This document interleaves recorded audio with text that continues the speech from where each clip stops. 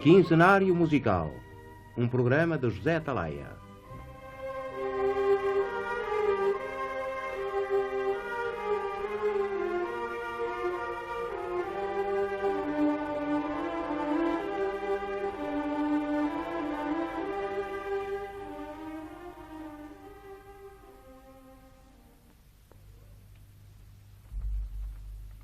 Às 5 da madrugada do dia 27 de novembro de 1955, faleceu na sua residência em Lisboa, na Rua do Século, a primeira figura da música portuguesa, Luís de Freitas Branco, compositor, musicólogo, o pedagogo, uma das mais fortes personalidades da história do pensamento latino.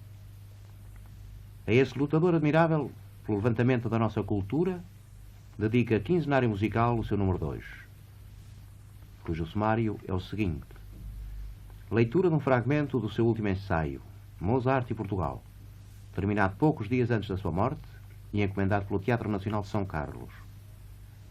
A projeção mundial da sua obra, Luís de Freitas Branco e o Sinfonismo Contemporâneo. No decorrer do programa poderão ouvir Verdes são as hortas, um madrigal para coro à capela, inspirado numa redondilha de Camões, o final do poema sinfónico Solemne Verba, sobre o soneto de Antero do Quental, transmissão de uma entrevista concedida em Paris sobre o Festival de Edimburgo de 1947, uma gravação cedida pela radiodifusão francesa, o final da segunda sonata para violino e piano, pelo duo Bruno Polimeni, e o primeiro andamento da terceira sinfonia, por Pedro de Freitas Branco e a Orquestra Sinfónica Nacional. A montagem deste programa é feita sobre fragmentos do poema sinfónico Vathek, escrito em 1913.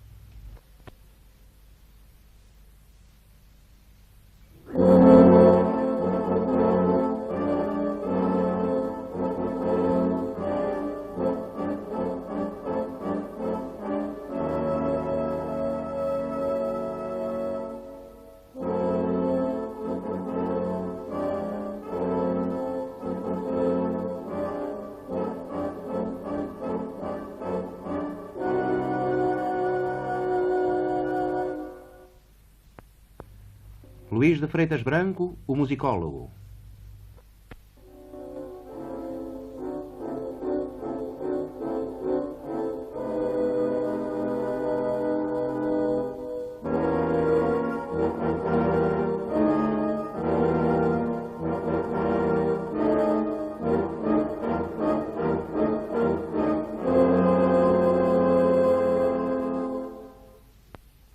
O último trabalho literário escrito por Luís de Freitas Branco intitula-se Mozart e Portugal. Foi diretor do Teatro Nacional de São Carlos quem lhe encomendou, poucos dias antes do seu falecimento, a fim de ser incluído no programa especial comemorativo do duplo centenário do nascimento de Mozart. Trata-se de um penetrante comentário em que mais uma vez se afirma, de uma maneira admirável, o impressionante poder de relacionação manifestado sempre pelo grande pensador desde o início da sua carreira. À amável deferência do Dr. José Eduardo Figueiredo, ficamos devendo a indispensável autorização para ler, em primeira mão, as primeiras passagens deste ensaio verdadeiramente notável, que inunda de luz forte um dos períodos da nossa música. Atenção às palavras de Luís de Freitas Branco, que vão ser lidas por seu filho, Dr. João de Freitas Branco.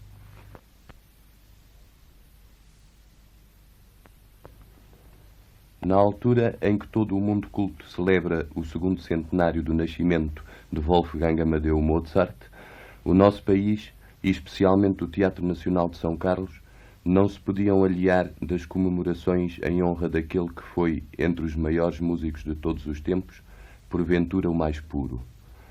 O assunto a que dedicamos o estudo aqui apresentado pareceu-nos impor-se não apenas sob o ponto de vista português, o que já seria mais do que suficiente para o recomendar, como ainda por estarmos convencidos de ter sido Mozart o mais alto e perfeito representante de um período tão fecundo em transformações progressivas de estilo, como foi, debaixo das aparências da frivolidade, o pleno rococó.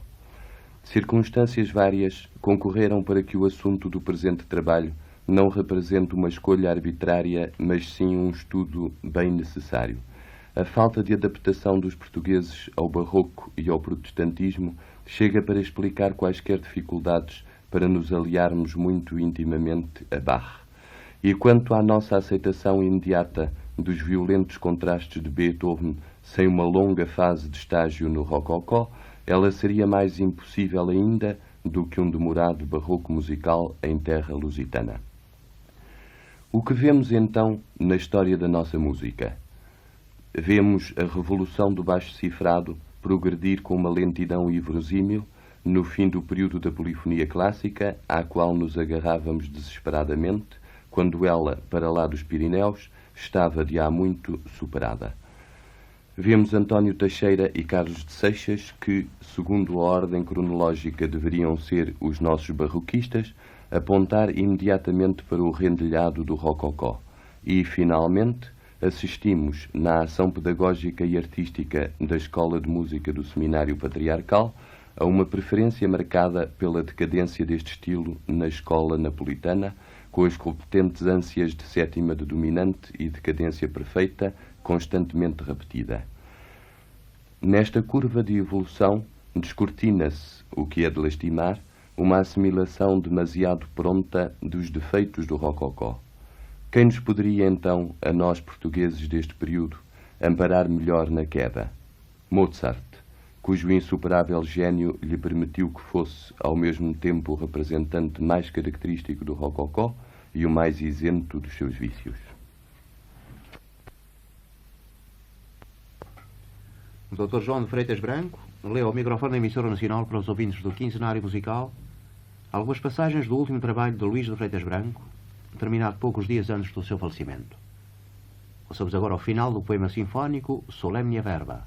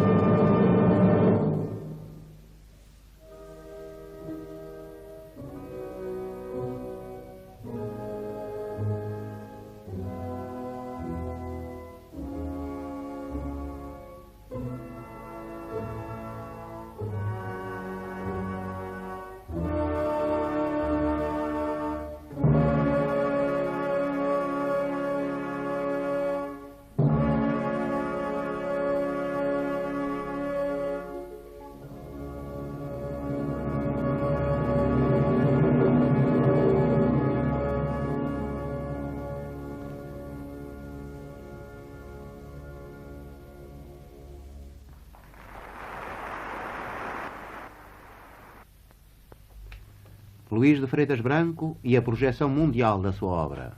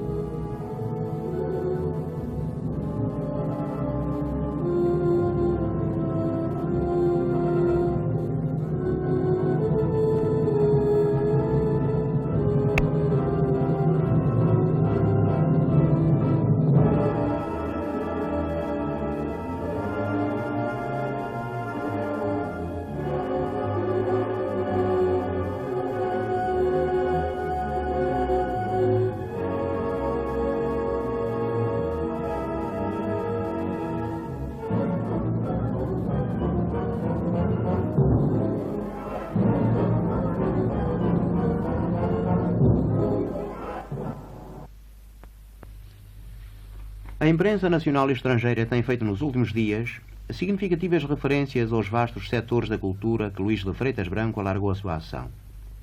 O Times consagra-lhe um extenso artigo, chamando a atenção para o facto de não ser ainda conhecida em toda a sua extensão a vasta obra do eminente compositor, devido em parte à situação geográfica do país, situado num dos extremos da Europa, e demasiado distante dos grandes centros da cultura.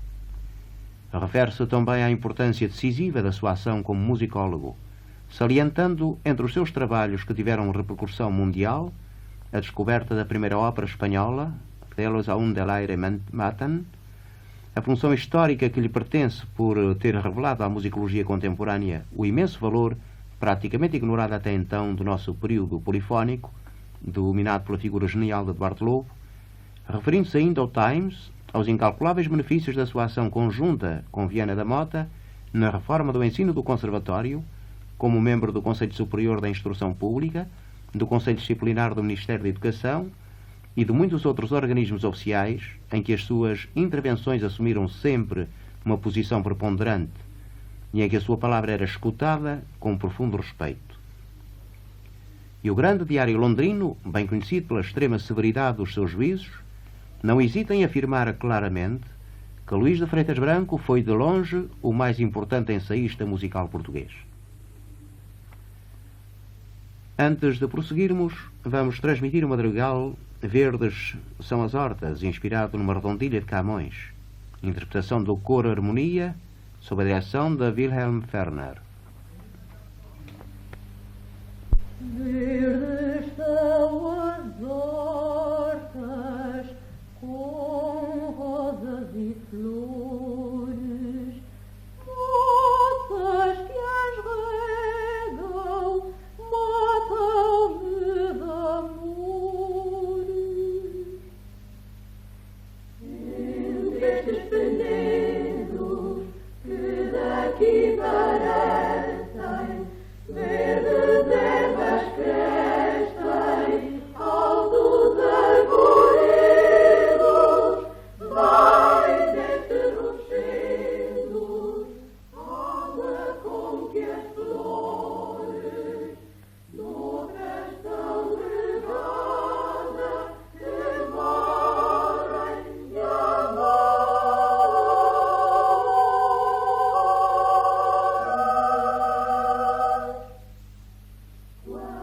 água que cai naquela espessura, outra se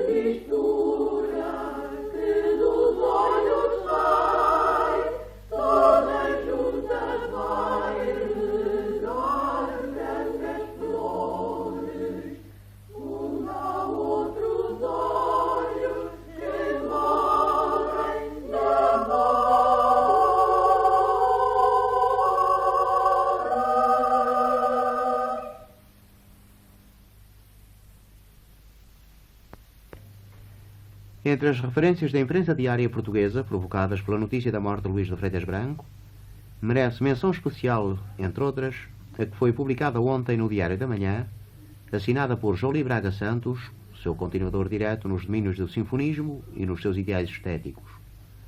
Desse notável artigo, extraímos os seguintes passos.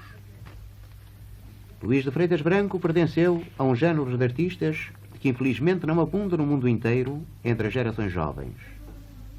Ao mesmo género a que pertencem Alfredo Cortot, Pablo Casals, Alfredo Casella, Viana da Mota.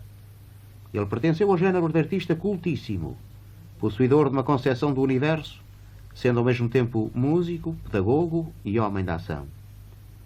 Oriundo de uma família da mais larga tradição intelectual e aristocrática, contava entre os seus antepassados Dom João II e Damião de Góis. Mais adiante, Jolie Braga Santos afirma: em 1910, com os países artificiais, introduz definitivamente o impressionismo na música portuguesa, mas sob uma forma inteiramente original. 3 anos mais tarde, em 1913, com o poema sinfónico Vathek, sobre texto de William Beckford, antecipa de uma maneira admirável as mais arrojadas conquistas harmónicas de Honegger e Stravinsky, introduzindo desta vez o expressionismo no campo da arte dos sons em Portugal. Organiza de colaboração com Viana da Mota a Reforma de 1919. Sob esta orientação, o nosso primeiro estabelecimento de ensino prospera, tendo chegado a atingir a cifra de 2.000 alunos. A partir desta época, começa Freitas Branco a defender a ideia de revalorização dos princípios clássicos e da manutenção das forças que sustentam a nossa velha cultura greco-latina, acentuando a necessidade de nós, portugueses, como latinos que somos, reagirmos contra o orientalismo inorgânico e inervante, a favor do espírito ocidental, voltando a cultivar as formas clássicas da sonata e da sinfonia. Esta atitude mental foi precursora das ideias de algumas das maiores personalidades contemporâneas e antecipou numa visão genial o caminho que a maior parte dos compositores europeus viria a percorrer. E o articulista termina dizendo: quando, em 1947, Luís de Freitas Branco foi convidado oficialmente a representar Portugal no Festival de Edimburgo, festival que reunia alguns dos maiores valores artísticos do mundo, recaiu sobre ele a escolha para falar publicamente na língua de Shakespeare, em nome de todos os estrangeiros que assistiam ao festival. Acabamos de ler parte do artigo publicado ontem, na autoria daquele que costuma ser apontado com inteira justiça como o maior valor da sua geração entre os jovens músicos portugueses, Jolie Braga Santos. Dando agora prosseguimento a este número especial da Quinzenário Musical, comunicamos aos que neste momento nos escutam que Luís de Freitas Branco, ao regressar do Festival de Edimburgo, passando por Paris, concedeu uma entrevista à Radiodifusão Nacional Francesa. A entrevista foi gravada e pertence hoje ao arquivo histórico daquela emissora. Vamos imediatamente transmitir este documento de um extraordinário valor histórico.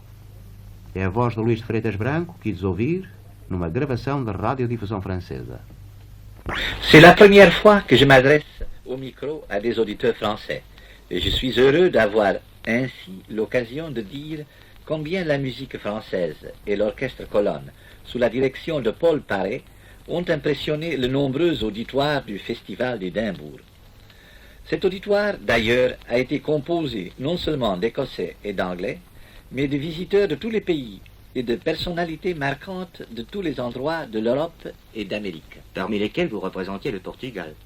Si vous le permettez, monsieur de Freitas Branco, puisque par modestie vous avez refusé de le faire vous-même, je voudrais signaler à nos auditeurs que vous êtes membre d'une famille de grands musiciens et indiquer rapidement l'étendue de votre œuvre.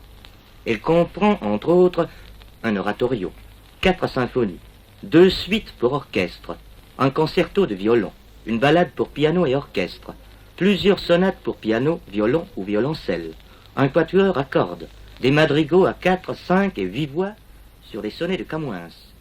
Et parmi vos nombreux morceaux pour piano et chant, n'y a-t-il pas plusieurs que vous avez composés sur des textes français? Oui, et c'est tout naturel, car à Lisbonne, je parle le français tous les jours, notamment avec mon frère, qui est lui-même chef d'orchestre et violoniste.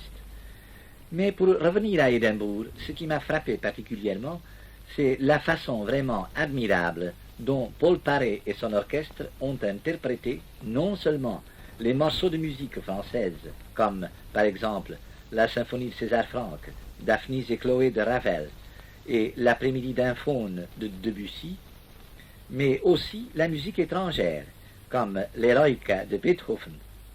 Ce fut là une des meilleures interprétations du festival, pourtant si riche en performances de l'art le plus élevé. Et pourquoi cela vous a-t-il frappé particulièrement? Parce que c'est une preuve éclatante, à mon avis, que rien n'est plus faux que de présenter le génie français et l'art musical français comme on a tendance à le faire, sous le seul angle de la grâce et de l'élégance.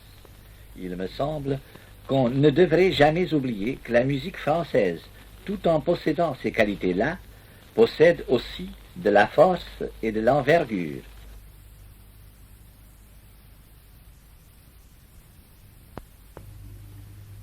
Acabaram de ouvir parte de uma entrevista concedida por Luís de Freitas Branco à radiodifusão francesa ao passar por Paris, de regresso a Portugal depois de ter representado o nosso país no Festival de Edimburgo, de 1947. Ouçamos seguidamente o final da segunda sonata para violino e piano, interpretado pelo duo Bruno Polimeni.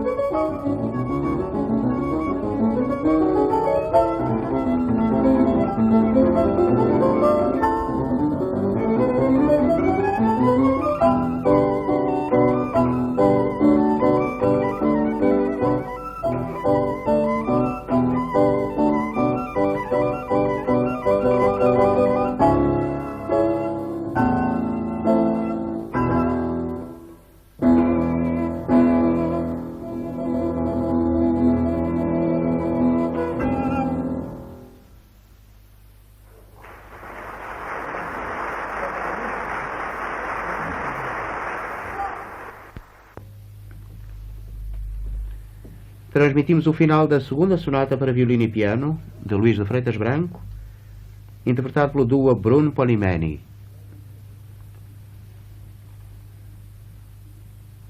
Transmitiremos agora um dos quadros do poema sinfónico Vatek.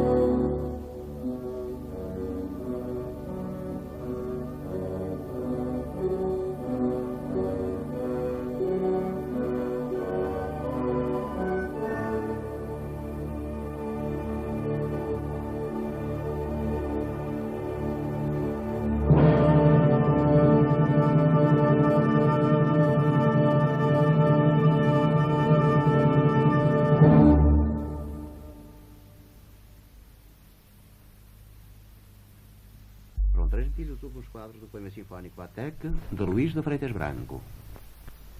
Este número do quinzenário musical vai terminar com a transmissão de uma das mais notáveis criações do sinfonismo contemporâneo, o primeiro mandamento da Terceira Sinfonia de Luís de Freitas Branco.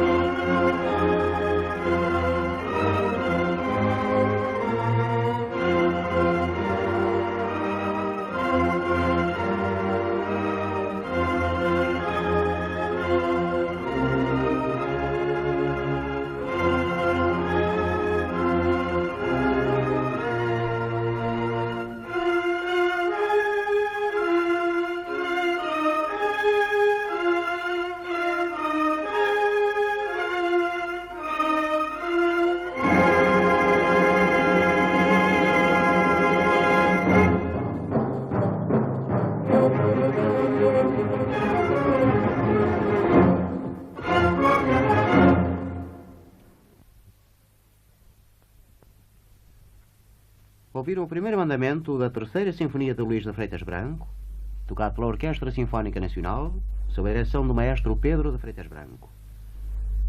Terminou assim mais um número do Quinzenário Musical, um programa de José Talaia, com a locução de João da Câmara, e hoje inteiramente consagrado a Luís de Freitas Branco.